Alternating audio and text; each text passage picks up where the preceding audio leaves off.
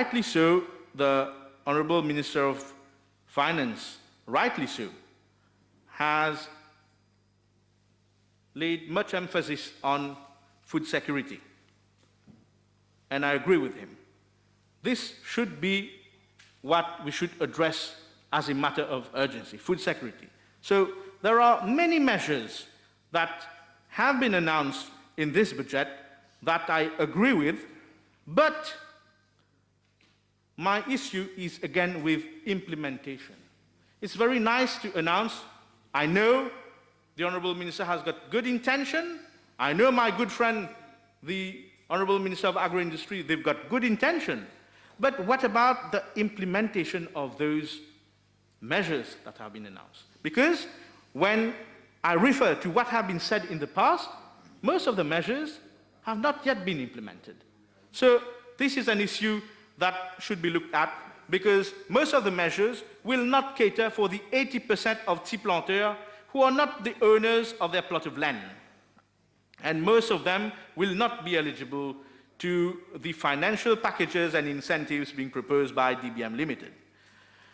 Mr. Deputy Speaker, instead, I have noticed in this budget something quite puzzling, that if introduced without consultation and without having a broad consensus within the cane industry, will put in jeopardy this industry.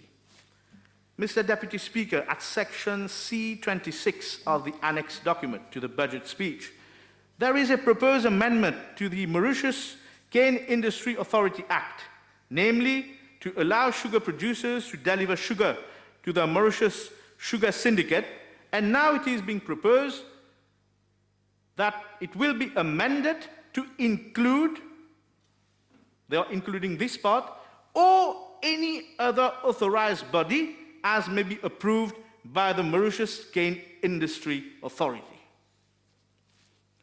It suffices to reasonably assume that what the GRA has been doing to the horse racing industry, now such state capture with the proposed amendment might be looming over this cane industry, as it seems to me, Mr. Deputy Speaker, that no prior consultation has been held with the stakeholders of the industry.